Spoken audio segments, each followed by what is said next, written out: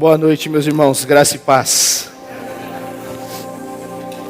Eu fui nessa noite desafiado a compartilhar uma palavra com vocês e eu gostaria de já compartilhá-la. Pode ser? Maravilha. E nós temos falado sobre a questão da paternidade, né, de como é que nós temos que ver Deus como Pai, né? Semana passada nós ouvimos uma mensagem sobre isso e o assunto que eu queria trabalhar com vocês hoje é um pai que se revela no secreto. Você pode repetir isso comigo? Um pai que se revela no secreto. Um pai que se revela no secreto. Eu achei muito interessante nós estarmos estudando isso, porque, sabe, meus irmãos, se tem uma coisa que a gente precisa entender, que a maior armadilha do diabo contra mim e a sua vida é atacar a nossa identidade. Repete comigo, identidade. A gente prega muito isso com o jovem. Acho que é o assunto que eu mais já preguei na minha vida, foi sobre identidade. Mas às vezes a gente fala pouco de domingo. Às vezes a gente não toca nesse assunto porque a gente pensa que pessoas mais velhas têm a sua identidade já formada. E é verdade, você tem o seu RG, seu RG tem os números mais antigos, né? Você vai falar 13, 14, 15, aí você já sabe que já é um pouco mais antiga a pessoa. Mas o que eu quero dizer com isso? Nós nos enganamos quando nós pensamos que não importa a sua idade, a minha idade, a nossa identidade está totalmente formada. Então, sabe, hoje nesse assunto, um pai que se revela no secreto, eu quero conversar com você realmente sobre como é que o amor de Deus é demonstrado para a gente como filho e filha. Porque nós ouvimos na semana passada, né? Pode colocar o primeiro slide, Gessé, por favor. A gente ouviu essa frase aqui e impactou muito meu coração. O que preenche o vazio em minha vida não são as obras que eu realizo, mas o amor que Deus tem por mim. É bom isso aí. Isso ficou batendo em mim na semana inteira. Eu falei, é verdade, Senhor, não é aquilo que eu realizo. O Senhor não vai me amar mais ou menos pelas coisas que eu faço ou deixo de fazer. O Senhor me ama porque o Senhor Jesus morreu na cruz por mim. Não existe meritocracia no reino de Deus. Existe paternidade e filiação. Eu sou filho de Deus, ponto. O que é meritocracia, gente? Você faz bastante, você luta, então agora você merece. O nosso mundo é pautado nisso. Mas o reino de Deus não tem desempenho, o reino de Deus tem relacionamento. Agora, pouco relacionamento, pouca intimidade. Pouco relacionamento, pouca revelação. Teve algum momento na sua vida que você sentiu que tem certos assuntos que não sentia não, que você sente, atual. Parece que sua vida não desenvolve? Alguém tem algum momento desse passando agora? Você fala, esse assunto parece que minha vida não desenrola. Não consigo ser próspero. Não consigo fazer com que o meu casamento seja estável. Ele sempre tem altos picos. Não consigo, parece, fazer o meu ministério frutificar. Não consigo que o meu filho ande nos caminhos do Senhor. A gente sempre pensa em coisas de fazer. Eu não consigo. Mas sabe, meus irmãos, antes da gente conseguir fazer as coisas, nós temos que se preocupar em ser alguém. Por isso que a questão de ver Deus como Pai é sinônimo de que eu e você somos filhos. Vocês estão aqui comigo? Se nós não nos aproximamos de Deus como Pai, não vemos Ele como... Nós não nos vemos como filhos.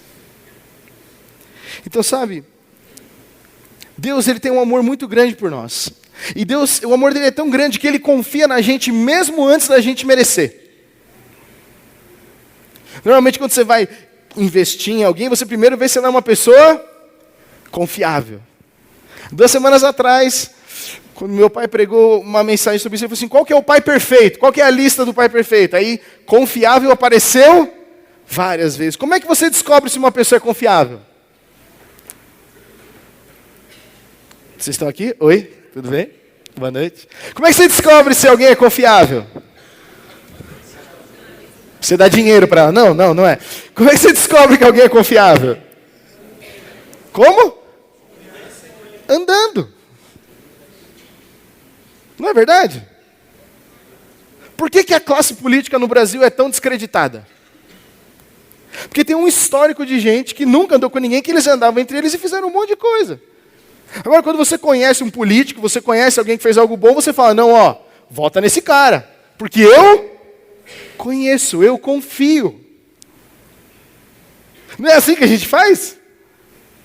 Quando você vai indicar um médico, você indica porque você já teve uma experiência, você já foi lá, então você indica. Você indica um restaurante porque você já foi. E Deus, Ele confia em mim, em você, antes mesmo da gente merecer. Jesus fez isso com os seus discípulos, fez ou não fez? Jesus chamou os caras para serem pescadores de homens, antes mesmo deles mostrarem qualquer capacidade intelectual de fazer alguma coisa. Deus, Ele é especialista em confiar, porque Deus já está olhando para o futuro.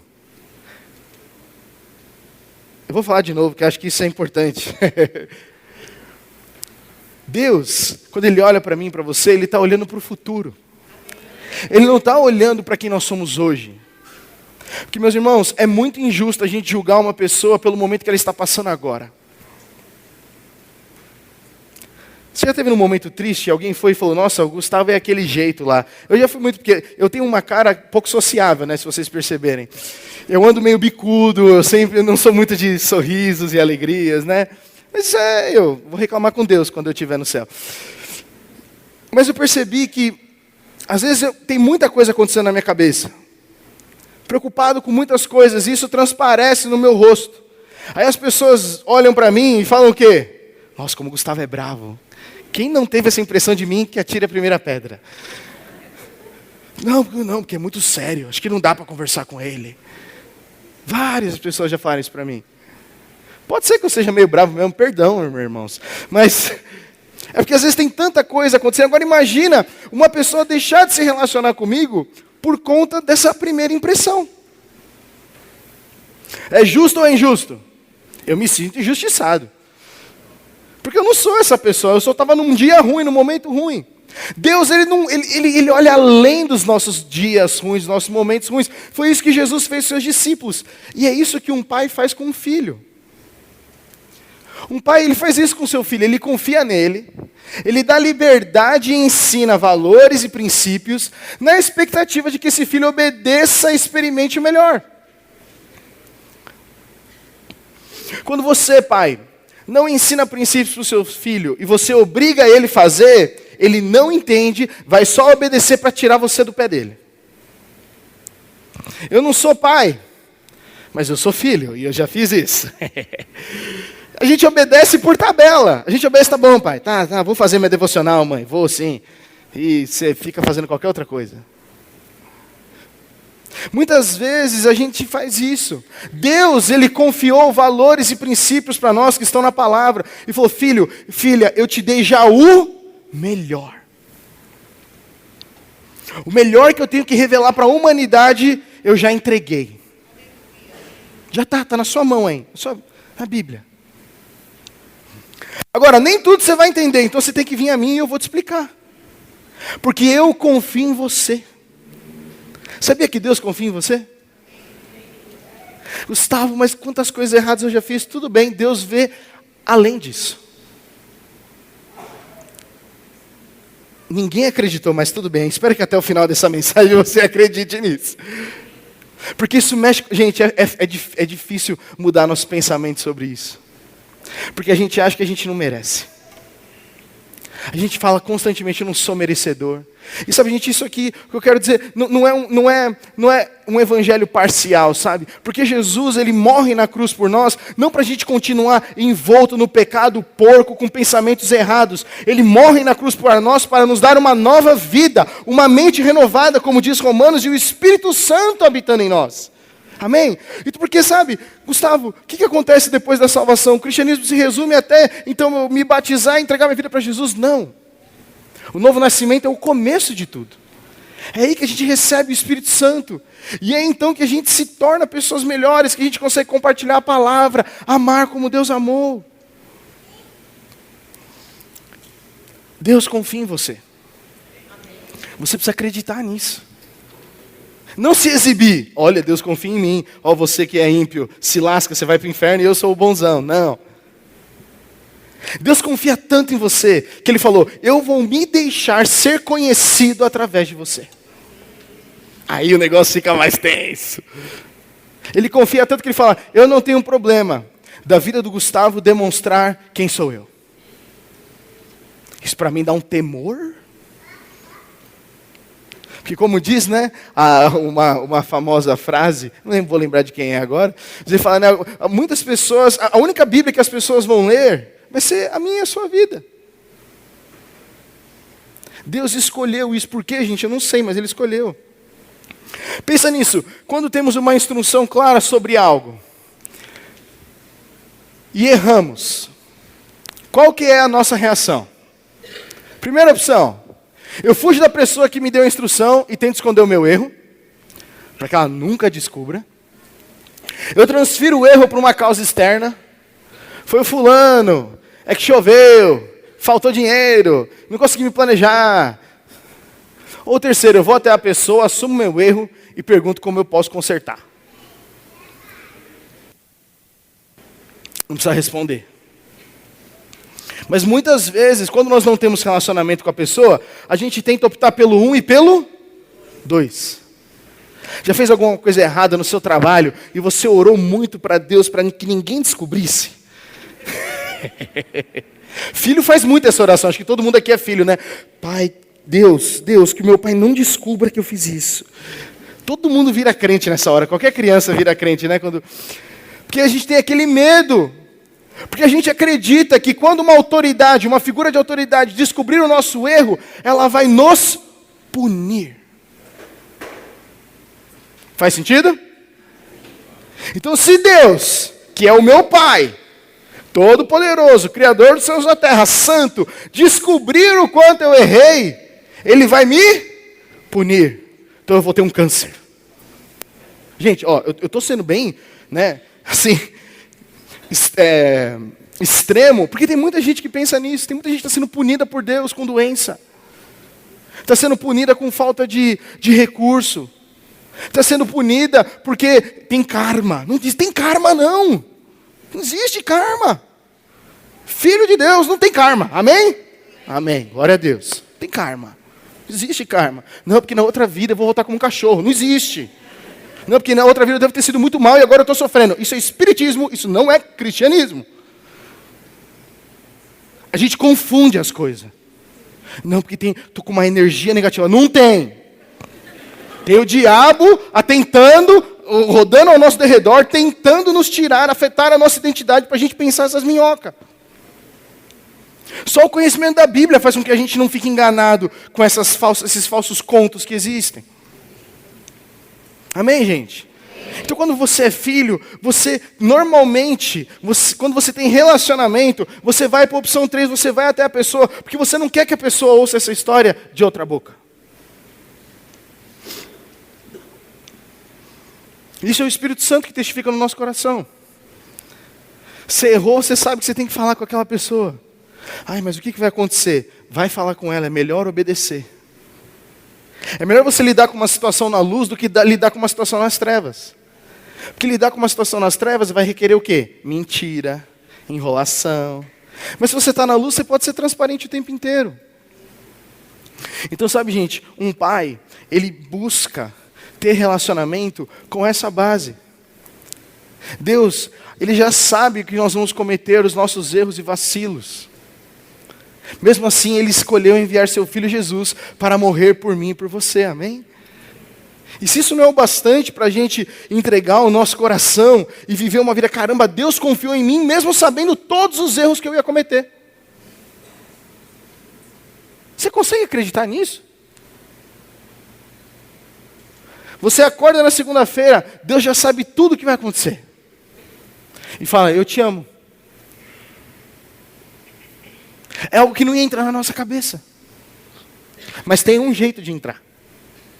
Jesus, o nosso irmão mais velho, ele deu essa dica para a gente. A Bíblia fala que Jesus ele é o primogênito de toda a criação. Então, é como se nós somos co-herdeiros com Cristo. Então, a Bíblia, ela deixa isso muito claro. Jesus, ele é um irmão mais velho e quando ele quer dizer que esse irmão mais velho, esse primogênito, a Bíblia está apontando que ele é um exemplo de maturidade, de sabedoria e de exemplo. Talvez você tenha tido um irmão mais velho meio marrento, que mais te deu tristeza do que alegria. Mas quando a Bíblia faz a referência de Jesus ser o primogênito, ele está falando exatamente sobre Jesus ter experimentado um relacionamento com o Pai, que ele moldou para que a gente tivesse. Vocês estão comigo, gente? Amém? Jesus, ele é o primeiro e único Filho de Deus. Quando Jesus morre na cruz, ele faz com que eu e você, e ressuscita, ele faz com que eu e você possamos ser filhos de Deus. Então ele é o irmão mais velho, ele é o primogênito. Então ele dá um conselho para a gente. Lá em Mateus 6,6, olha o que Jesus fala. Mas quando vocês orarem, cada um vá para o seu quarto, feche a porta e ore ao seu pai, em segredo. Então o seu pai, que o observa em segredo, os recompensará. É como se Jesus já tivesse vivido umas coisas antes e falou: olha, eu sei como é que funciona falar com Deus o Pai.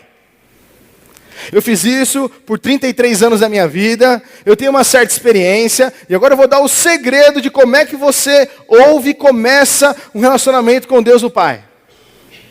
Isso é no começo, isso é Mateus 6, é o começo do ministério de Jesus. As pregações mais... Pregação, se eu posso dizer, né? A fala mais importante de Jesus está em Mateus 5, 6 e 7.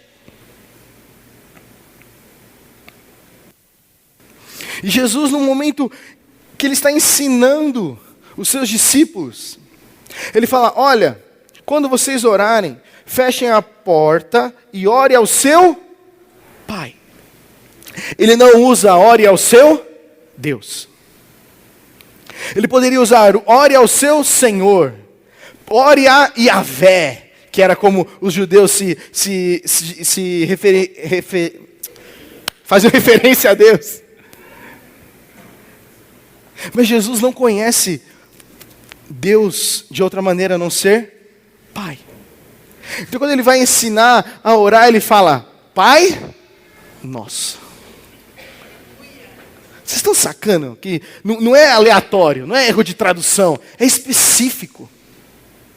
Jesus queria nos ensinar que nós temos que ver Deus como Pai, e isso faz muita diferença. Faz muita diferença. E como irmão mais velho, Jesus ele fala nesse texto: o Pai o recompensará. A Gabi é minha irmã mais velha. E eu lembro de que muitas vezes ela, quando mais velha, a gente era criança, ela tinha umas informações privilegiadas. Ela chegava para minha mãe e falava: mãe, o pai está voltando, não sei o quê. Aí minha mãe falava: não, ele está voltando, ele está trazendo um presente. Então aí a Gabriela vinha até mim e falava: Gustavo, o pai está chegando com presente. Acabou o dia para mim. Não importa se eu tinha lição para fazer, qualquer outra coisa, a minha expectativa estava só na hora dele chegar. Estava o tempo inteiro: meu Deus, quando ele vai chegar, o que será que vai ser? Eu já ganhei, não tenho, podia ser isso. Você entra num nível de expectativa, porque a minha irmã mais velha tem todo o gabarito, ela conversa com a minha mãe, ela, né, tem outros acessos que o irmão, quando eu era mais novo então, né, que não tinha Milena ainda. Então era muito interessante, porque gerava uma expectativa. E sabe, gente, um dos maiores segredos da fé cristã não é experimentar milagre, ver anjo, esperar a comunhão dos irmãos. Tudo isso é ótimo, isso faz parte da vida cristã, amém? Faz parte da vida cristã. Mas a coisa mais importante e prazerosa é ter um relacionamento íntimo com o Pai. Esse é o maior segredo. Porque depender de outros não vai fazer com que você se torne mais maduro, vai fazer com que você se torne dependente. Maturidade vem de relacionamento com quem é mais maduro. Quem é o mais maduro de todos nós aqui? Chama-se Espírito Santo, que habita dentro de você, dentro de uns dos outros. Então a gente se submete aos irmãos, a gente tem comunhão, a gente ora, a gente crê em milagres, a gente faz todas essas coisas, porque isso é vida cristã. Mas isso não substitui, presta atenção, não substitui relacionamento íntimo com Deus. Eu não quero o Deus das bênçãos. Eu quero o Deus do relacionamento. Esse tem que ser a nossa oração. Por isso que Jesus ele deu esse segredo, ele falou, olha, quando vocês forem fazer alguma coisa, quando vocês forem orar, quando vocês forem aprender a ouvir de Deus, vai no seu quarto secreto. Nós somos verdadeiramente abençoados, porque a gente pode cultivar uma vida de intimidade com Deus. E Jesus, nosso irmão mais velho, nos deu a dica. Essa é a dica principal de Jesus. Quer encontrar o Pai? Vai no lugar secreto. Sabe, a gente começa a falar às vezes, eu me preocupo muito com isso. A gente começa a falar sobre pai. E tem muitas pessoas que, se tiveram um relacionamento ruim, elas fecham. Alguns aqui nessa mesma noite, quando eu projetei aqui um pai que se revela no deserto, fechou uma porta na cabeça. Esse assunto, não, obrigado. Porque temos marcas no nosso coração. E se nós temos marcas, meus irmãos, nós precisamos ser curados. Porque Deus não nos criou para vivermos uma vida cheia de marcas. Só que quem decide isso é eu e você. Faz sentido? Não tem como...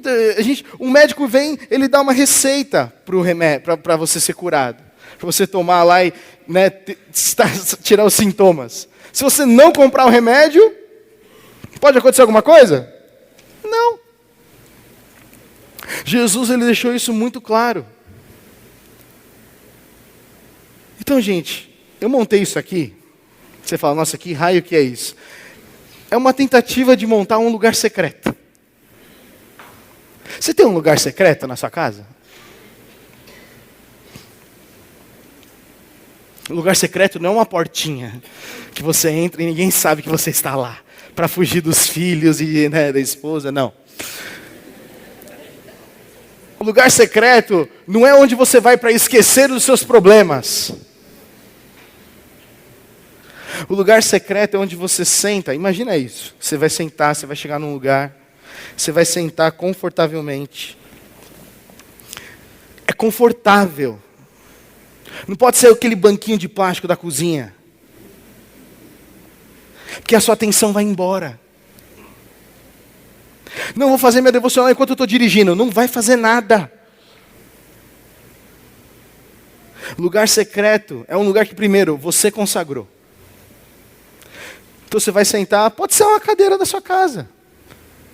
Pode ser na garagem.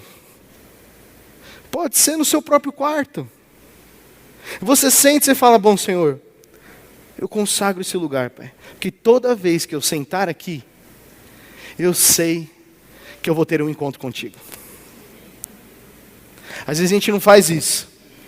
Fazemos, gente? Não. Então é um momento que você pega a Bíblia. E você não tem uma TV na sua frente. E você deixou o celular lá no outro cômodo. Para não ficar o WhatsApp, ferramenta de Deus. Mas para alguns momentos, só Jesus na causa. E aí você pega a palavra. E você abre. E você tem um momento de intimidade. Não é para bater cartão, porque Deus não contabiliza quantas vezes você fez devocional na sua vida. Ele não tem um devocionômetro no céu.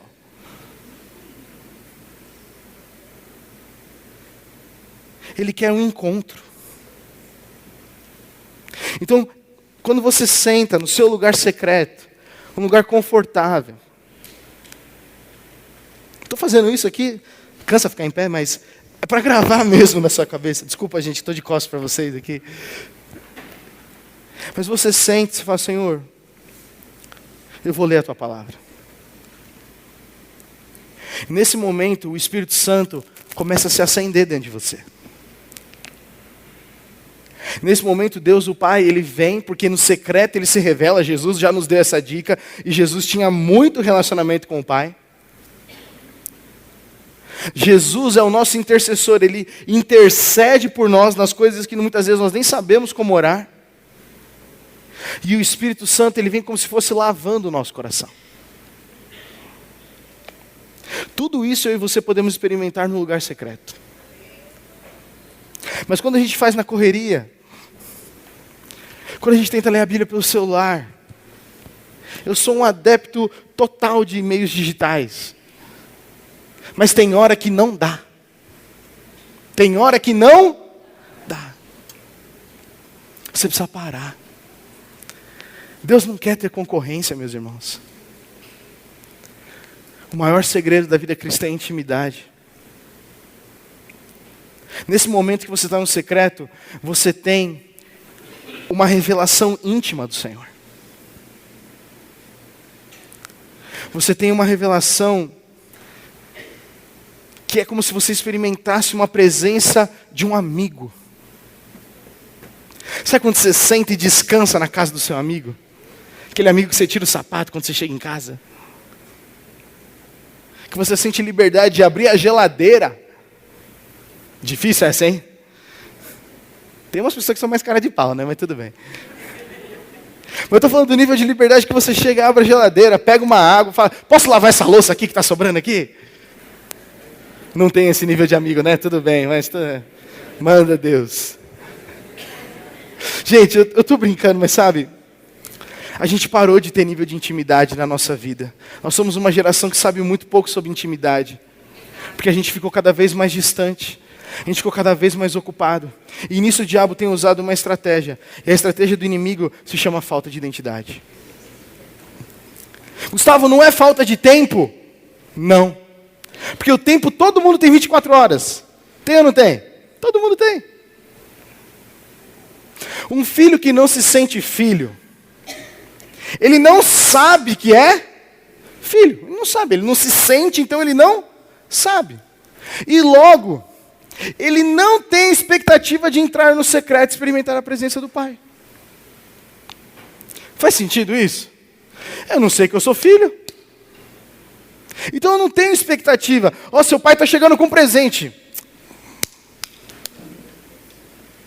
Ah, você não entrega hoje, pode entregar amanhã também. Não é correio. É relacionamento. Nós estamos nos tornando cada vez mais, a nossa intimidade tem desaparecido, gente. E não é por causa da falta de tempo. É principalmente pela falta de identidade. Porque aquilo que é importante a gente prioriza. Jesus fazia isso, Jesus tinha dias corridos. As caminhadas de Jesus chegavam a 20, 40 quilômetros por dia andando, pregando o evangelho, manhã, tarde e noite. Mas não passava nenhum dia que ele, ou no nascer do sol, ou no pôr do sol, ele não se encontrava com o Pai. Gustavo, mas hoje a vida é corrida, tem tanta coisa para fazer. Eu sei, eu experimento isso também. Mas, infelizmente, isso não é desculpa para a gente não se sentir como filho. Então, sabe, eu quero falar hoje, e aqui eu já estou quase encerrando. Não é só a falta de tempo, mas é a falta de identidade que faz com que a gente seja totalmente afetado, sabe? O diabo ele tem tentado colocar na nossa mente que o mais importante é fazermos. Mas tudo começa com um ser, sermos filhos e filhas. Um filho que só faz, busca aprovação. Busca ser notado. Ó, pai, estou aqui, pai. Fiz tudo certo, pai. Mas quando ele se preocupa em ser, o filho experimenta da presença. Quantos pais nós temos aqui nessa noite? Legal. Deixa eu perguntar uma coisa para você, pais, me respondam. Você sabe como que o seu filho está, muitas vezes só de olhar para a expressão dele? Quando ele chega da escola, chega da faculdade, você olha no rosto, você já sabe, sim ou não? O que tem acontecido é que muitas vezes a gente não tem olhado no rosto mais. A gente olha aqui, filho, tá tudo bem? Tá, pai. Mas você não olhou o rosto. Porque o rosto fala, o rosto é a janela do coração. Nós temos que buscar mais relacionamento. O secreto é como se Deus viesse face a face com a gente e falasse, olha, eu estou olhando o seu rosto e eu estou vendo como você está. Eu estou vendo, eu estou olhando nos seus olhos. A gente precisa tomar cuidado com isso, meus irmãos. E sabe, eu não estou... Pode voltar um Gessé, por favor? Eu quero ser bem claro aqui, eu não estou dizendo que eu já atingi isso, né, que eu preciso aprender muito a entrar no secreto. A Maíra é meu exemplo nisso em casa, muito melhor que eu. Separa um tempo antes, separa tudo, coloca uma música, um louvor, uma adoração, e desliga, fala, agora eu vou focar aqui. Eu às vezes não consigo. Eu terceirizo meu tempo com Deus para ouvir uma mensagem, para ler um livro, quando eu preciso de intimidade. Mas muitas vezes a falta de intimidade, meus irmãos, é falta de obediência. E não falta de vontade. Pensa num dia cansativo. Pensa num dia que o seu combustível está vazio. Você gastou energia emocional no trabalho, gastou tudo que você tinha. E o que você faz? Como é que você faz para recarregar as suas energias, então?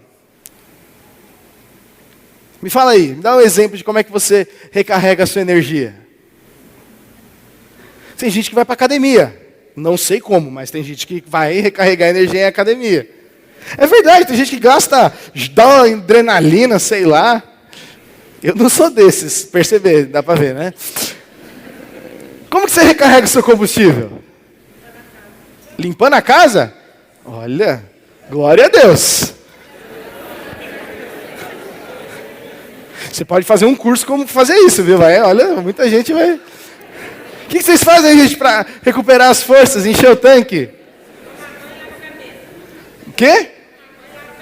Tomar banho, lavar o cabelo. Verdade. Que mais? Deita no sofá, recarrega? Há dúvidas, há dúvidas.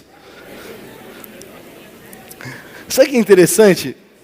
Existe um certo tipo de combustível que a gente não consegue recarregar nisso. Quando eu estou com muita coisa na cabeça, eu gosto de pescar. É verdade. Eu vou recarregar minhas energias pescando.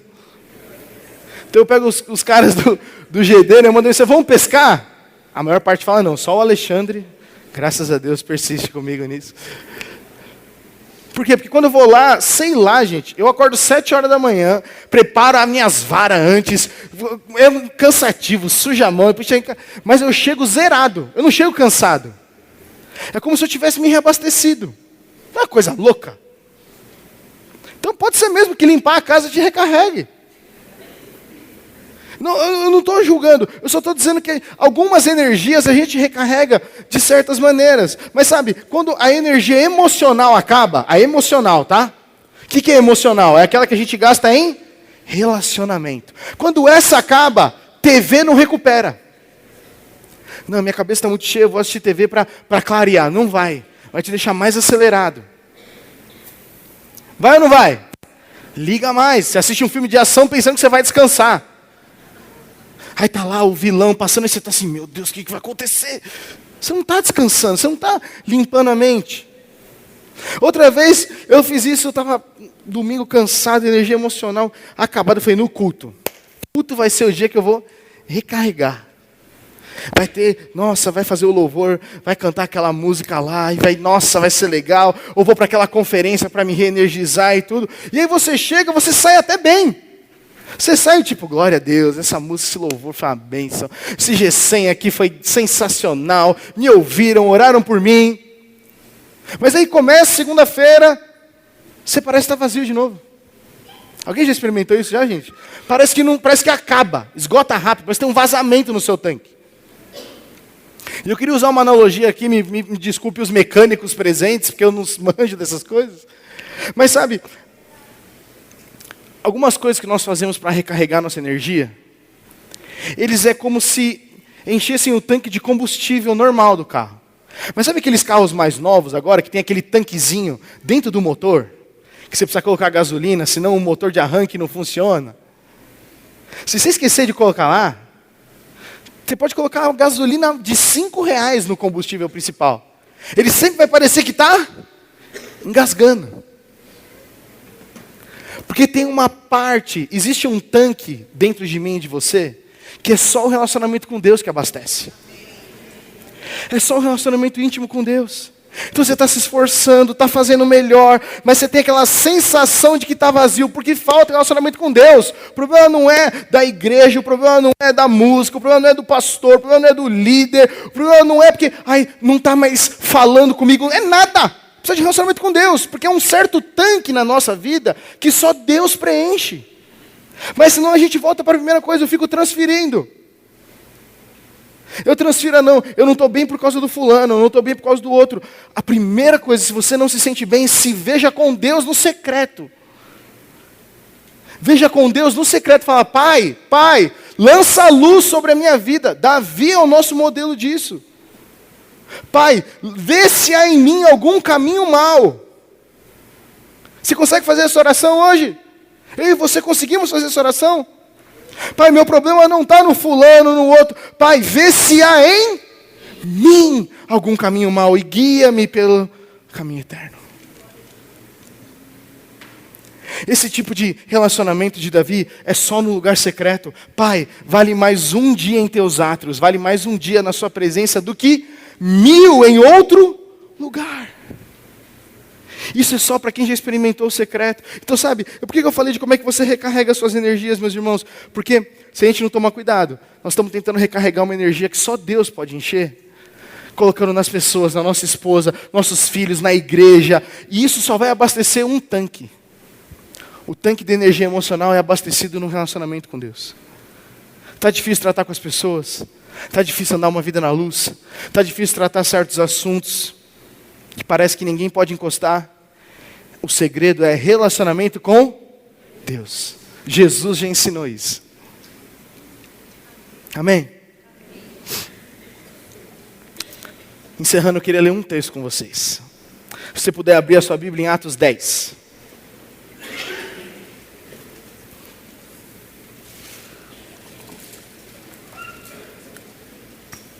Eu não coloquei o texto ali, porque nós vamos ler trechos quebrados. Eu quero que você abra em Atos 10. E nós vamos ler a história de Cornélio. A história de Cornélio é bem grande, é do versículo 1 até o 46. Nós não vamos ler todos os versículos. Eu tenho alguns trechos aqui. Porque Cornélio é um homem que experimentou a presença de Deus, mesmo sem saber o que Deus podia dar para ele. É muito legal a história de Cornélio. Deus, gente, Ele quer nos dar, e Ele quer nos entregar algo, aqui no secreto, que vai mudar a nossa história, as nossas finanças, nosso casamento, nosso propósito, tudo. Mas isso só encontra no secreto. Não tente buscar a solução do seu casamento num vídeo do YouTube.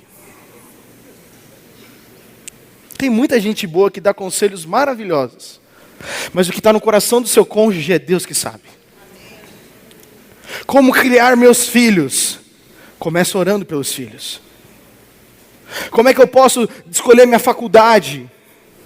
Como é que eu posso saber o meu propósito? Eu acabei de sair do meu emocional quebrado, destruído de um relacionamento. O que eu faço? Secreto. Antes de agir, obedeça o secreto. Antes de tomar uma grande atitude, obedeça o conselho de Jesus, nosso irmão mais velho, nosso mestre, nosso Senhor. Nós vamos ler alguns trechos e Cornélio, ele é um cara muito interessante. Vamos lá, nós vamos ler do 1 ao 5, depois nós vamos pular para o 23. Acompanhe aí na sua Bíblia. Morava em Cesareia um oficial do exército romano chamado Cornélio, capitão do regimento italiano. Era um homem devoto e temente a Deus, como era também toda a sua família. Dava aos pobres esmolas generosas e sempre orava ao Senhor. Certa tarde, por volta das 3 horas, teve uma visão na qual viu um anjo de Deus vir em sua direção e dizer: Cornélio. Temeroso, Cornélio olhou fixamente para o anjo e perguntou: quem é, Senhor? E o anjo respondeu: suas orações e esmolas subiram até Deus, e Ele as guarda na memória. Agora, envie alguns homens a Jope, e mande buscar Simão, também chamado Pedro. E esses homens vão, e o texto de Atos descreve uma experiência que Pedro tem com o Senhor. Lá no versículo 23, pula para mim para o versículo 23. Nós vamos focar só na história de Cornélio aqui. Então, Pedro recebeu essas pessoas, né, esses homens que foram buscá-lo. Pedro convidou os homens para se hospedarem ali aquela noite. No dia seguinte foi com eles acompanhado de alguns irmãos de Jope. Chegaram a Cesareia no dia seguinte. Cornélio os esperava e havia reunido seus parentes e amigos íntimos. Quando Pedro chegou à casa, Cornélio veio ao seu encontro e prostrou-se diante dele adorando. Mas Pedro levantou e disse: fique de pé, eu sou apenas um homem como você. Os dois conversaram e depois entraram na casa onde muitos outros estavam reunidos. Versículo 30. Pedro então pergunta para Cornélio: Cornélio, por que você me chamou? Eu estou aqui, beleza? Cornélio respondeu: 4 dias atrás, eu estava... O que Cornélio estava fazendo, gente? Vocês estão com a sua Bíblia aí aberta? Vocês estão só esperando eu ditar aqui. Abre a Bíblia aí, por favor. Cornélio estava fazendo o quê? Orando. 4 dias atrás. Eu estava orando em casa por volta deste mesmo horário, às 3 da tarde. De repente, um homem vestido com roupas resplandecentes apareceu diante de mim. E ele descreve tudo aquilo que o anjo falou para ele. Versículo 34. Então Pedro respondeu: vejo claramente que Deus não mostra nenhum favoritismo. Em todas as nações, Ele aceita aqueles que o temem e fazem o que é certo. Meus irmãos, sabe o que está acontecendo? Sabe o que Pedro está testificando? Os judeus têm um entendimento que anjos e presença de Deus só aparecem para aqueles que são filhos de Abraão. Só para aqueles que são judeus Deus poderia aparecer. Eles acabaram de experimentar o avivamento, certo? Atos 2, veio o Espírito Santo, mas ali eles estão só entre judeus. O Pentecostes vem sobre os judeus, os filhos de Abraão, aqueles que têm uma promessa sobre eles. Mas então, Cornélio, ele está aqui no versículo 1, ele é um oficial romano. Cornélio provavelmente era um homem sírio, que o exército romano foi e contratou para virar um general. Ele não conhece bolhufas de nação escolhida, de povo santo. Mas ele vendo os judeus. Vários comentaristas dizem que Cornélio, ele era um judeu, mas ele não tinha sido ainda circuncidado. Então os judeus não queriam ter relacionamento com ele. Mesmo os judeus que tinham conhecido a Jesus. Olha isso. Porque ele não era circuncidado, porque não fazia as mesmas coisas, não vai ter relacionamento com a gente. E olha o que Pedro fala: vejo claramente que Deus não mostra nenhum favoritismo. Esse é o relato do primeiro gentio na Bíblia tendo uma experiência assim com Deus. Porque Paulo também é judeu. Cornélio, gente, ele é um gentil, ele é como eu e você, Cornélio. Pedro então vem e começa a pregar o evangelho. Depois que ele fala, no versículo 35, ele fala, então em todas as nações ele aceita aqueles que o temem e fazem o que é certo. Ele fala, então eu vou pregar o evangelho para vocês. E Pedro começa a fazer uma descrição e uma declaração linda do evangelho de Jesus. Mas no meio dessa descrição, Lucas, que é o escritor de Atos, ele faz uma quebra no texto. Se você ler o trecho do versículo 35 até o versículo 43, você vai perceber que Pedro não fala o evangelho inteiro. Ele não fala de batizar, ele não consegue falar, porque enquanto ele estava pregando, olha o versículo 44. Olha que incrível. Enquanto Pedro ainda falava, o Espírito Santo desceu sobre todos os que ouviam a mensagem. Sobre todos. Os discípulos judeus que acompanhavam Pedro ficaram admirados de que o dom do Espírito Santo também fosse derramado sobre os gentios. Pois os ouviram falar em outras línguas e louvar a Deus. Não foi uma aparição simples, foi a mesma de Atos 2. De Atos 2 a Atos 10, você não tem outra aparição no meio dos judeus. Você vai ter uma no meio dos judeus e uma no meio dos gentios. Desta maneira descrita. Cornélio, meus irmãos, ele foi a primícia dos gentios. Cornélio foi o primeiro homem a experimentar o Espírito Santo. Ele foi o primeiro a receber o Espírito Santo antes de todos os outros que não eram judeus. Antes de Paulo ser enviado para pregar aos gentios, Cornélio é o primeiro. O que isso tem a ver com o secreto? Sabe por que Deus foi lá e ele foi batizado no Espírito Santo aquele dia? Olha o que Cornélio fazia. Dava esmolas regularmente. Ele ofertava. Ninguém sabia o que ele estava fazendo, porque um oficial romano não poderia sair dando esmolas. Mas ele fazia mesmo contra aquilo que iam pensar dele. Ele ofertava. Ele tinha, a Bíblia diz, um estilo de vida santo. Santidade é gratidão àquilo que Deus fez pra gente. Santidade não é perfeição.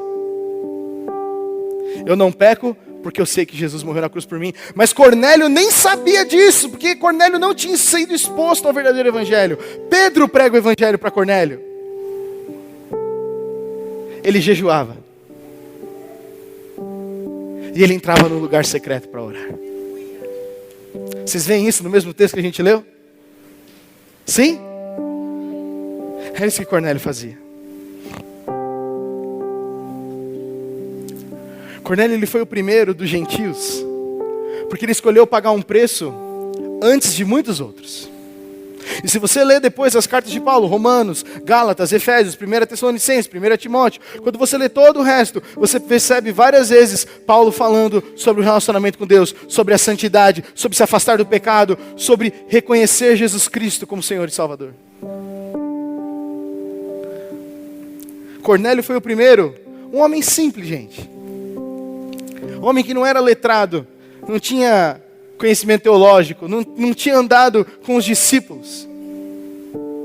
Cornélio está sozinho na casa dele, adorando a Deus, fazendo o que é certo diante do Senhor. E Deus fala, como o anjo fala para Cornélio no versículo 4, as suas orações e esmolas subiram até Deus, e ele as guarda na memória. É um incenso suave, é como se da casa de Cornélio subisse um incenso para os céus. E o Senhor falou, eu me lembro do nome dele. Cornélio e toda a sua família se tornaram filhos de Deus naquele dia. Não por uma coisa milagrosa, porque Pedro estava lá. Mas porque ele já tinha uma vida. Cornélio ensina pra gente que não adianta você ter só uma vida boa, certinha. Precisa do Evangelho de Jesus Cristo, do arrependimento, que é o que Pedro pregou, para que haja uma total conversão e o Espírito Santo venha sobre nós. Mas eu sou uma boa pessoa, isso não garante o céu. Mas eu faço tudo certo, isso não garante salvação. Salvação é mediante arrependimento, entrega da vida a Jesus Cristo e declarar, Jesus Cristo é o Senhor. Eu recebo o Espírito Santo e todo o meu caráter, todas as minhas atitudes são transformadas. Esse é o Evangelho. Sabe como é que eu experimento isso? Sendo filho no lugar secreto. Porque o Deus, o nosso Pai, Ele quer se revelar no lugar secreto. Se a banda quiser vir aqui. À medida em que eu e você... Pode colocar o próximo, Gessé, obrigado. À medida em que eu e você nos dedicarmos a entrar no lugar secreto, o Espírito Santo fará nascer algo dentro de nós, que se espalhará no tempo de Deus, para todos os nossos relacionamentos e até os confins da terra. Deus não é fast food. O lugar secreto não é fast food. Eu sento,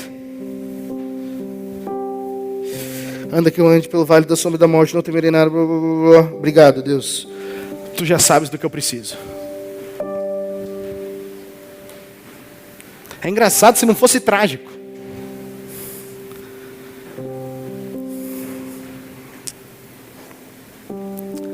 A gente precisa se dedicar a entrar no lugar secreto. Bob Sword, um pastor norte-americano, ele tem uma frase que muito me impactou.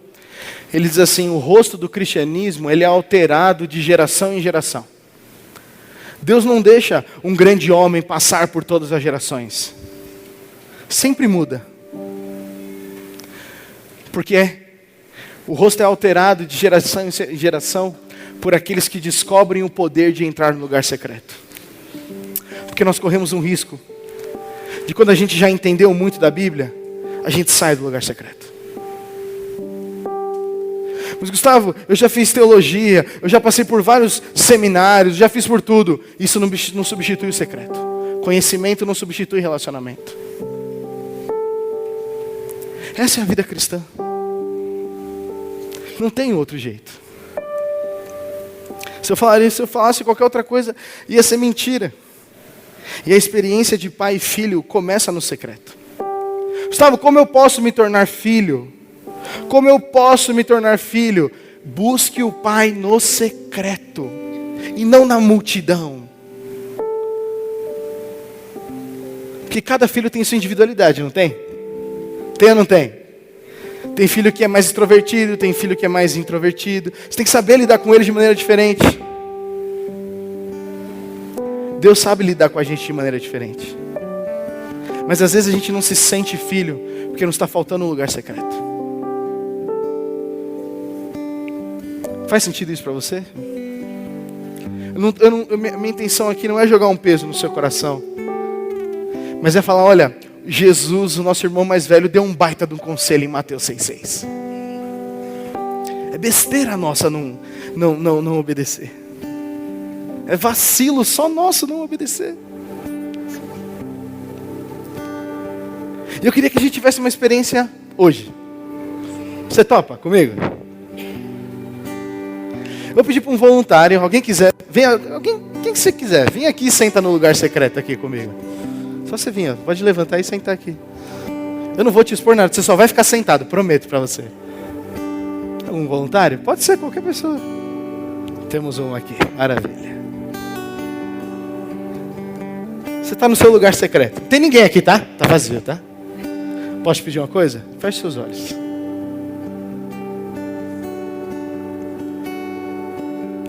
O Ni e a banda vai ministrar uma música. A letra vai estar ali no telão. Eu vou pedir que você sentado mesmo, você preste atenção nessa letra. Pode ser? O lugar secreto, ele não é um lugar só de estudo, mas é um lugar de relacionamento. Relacionamento, muitas vezes a gente fala, mas muitas outras vezes a gente ouve. E eu fui muito ministrado por essa música nessa semana.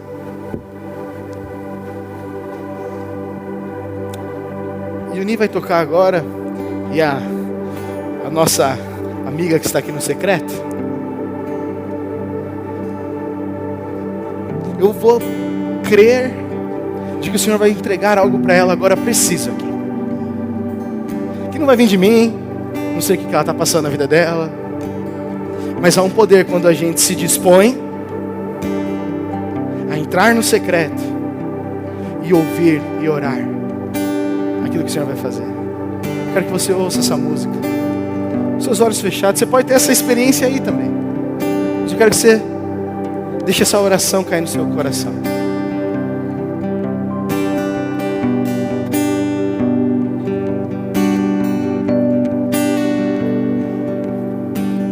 Corro ao teu encontro desesperadamente, estende sobre mim teu cetro de amor. Senhor, quero viver prostrado aos teus pés, crucifico eu pra poder te encontrar.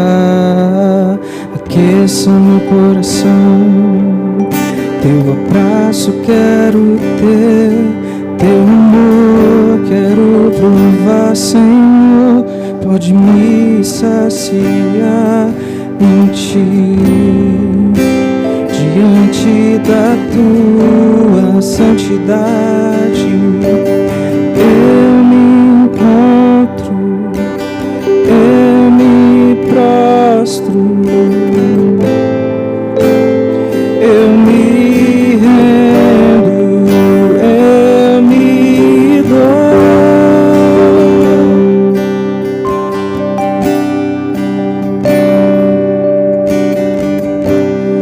Bendirei o teu nome para sempre, ó, exaltado em glória e majestade, tu és meu Senhor, meu amado, tu és meu Rei.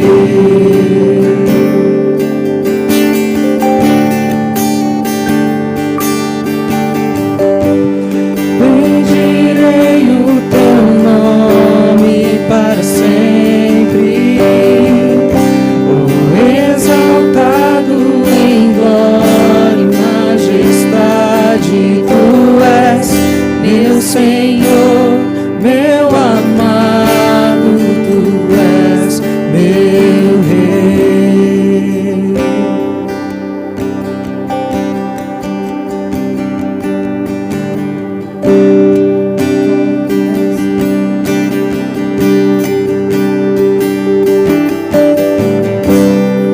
Confesso que sou fraco e preciso ouvir tua voz. Ela é meu combustível para caminhar nessa vida em tua direção. Fala comigo, fala contigo, fala conosco, Senhor. Meu Deus tem pés e anda, meu Deus tem mãos e toca, meu Deus tem olhos para ver,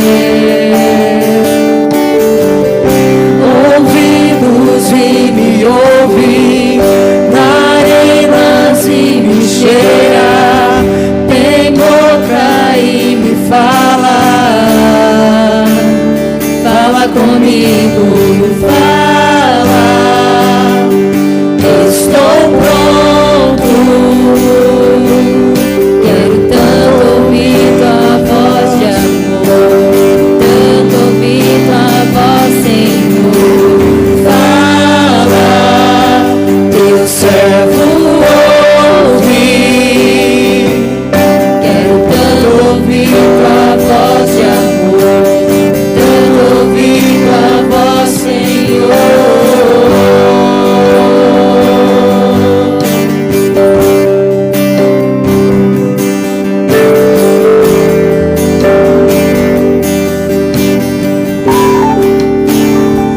Porque Ele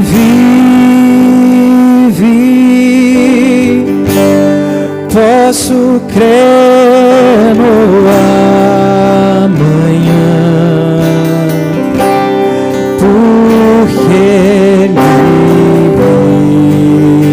vive, temor não há. Mas eu bem sei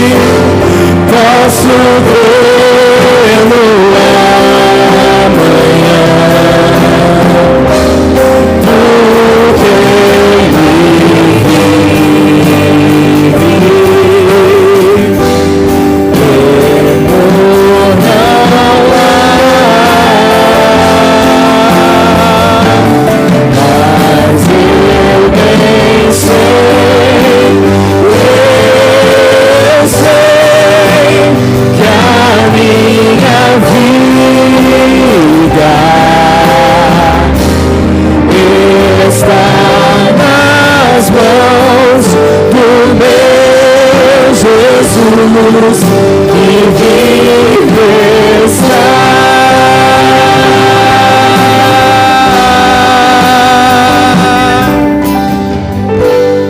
Seus olhos fechados.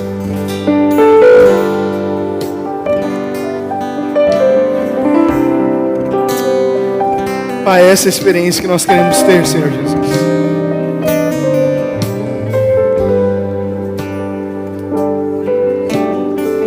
Deixa o Senhor falar com o seu coração agora.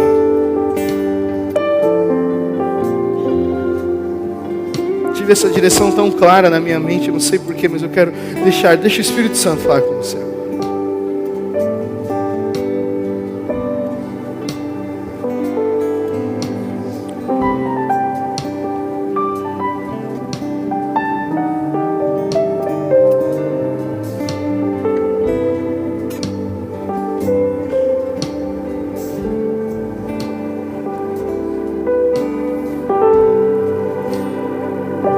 Irmãos, muito obrigado. Deus falou com você? Um pouquinho? Deus falou? Que bom, glória a Deus. Obrigado, viu? Você ter vindo até aqui. Deus falou com você no seu lugar? Pode levantar a sua mão se Deus falou com você?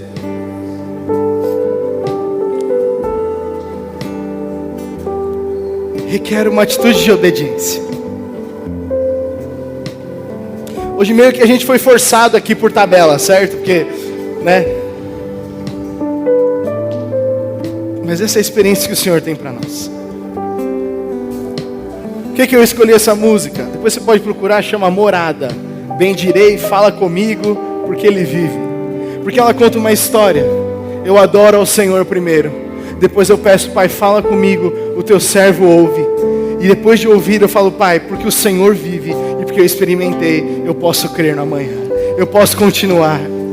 Essa é a experiência diária. Você não entra no secreto para ouvir bordoada de Deus. Você ouve no secreto para adorá-lo. Você ouve no secreto para compartilhar. E você sai de lá declarando, Pai, obrigado, porque o Senhor está vivo. Fala comigo e por isso eu posso encarar o dia de amanhã.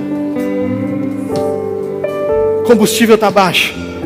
O lugar é no secreto. Você pode ficar em pé no seu lugar, meu irmão, minha irmã.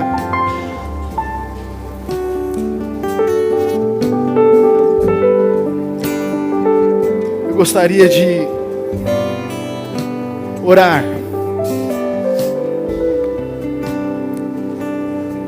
Acho que deu para entender, né? Orar por pessoas que estão com seu combustível emocional vazio. Está sem força para entrar no secreto. Eu já tive, meus irmãos, várias vezes isso. Várias vezes sem força para vir até aqui no lugar secreto. Se você precisa de ajuda nessa noite. Mas se você primeiro está disposto a se arrepender, porque não é uma oração que alguém vai colocar sobre você que vai... Primeiro vem um arrependimento e fala, Senhor, eu vou escolher obedecer e vir nisso antes. Se você gostaria de receber essa oração, eu não ia fazer esse apelo, mas eu sinto que talvez tem pessoas que precisam de uma ajuda para isso.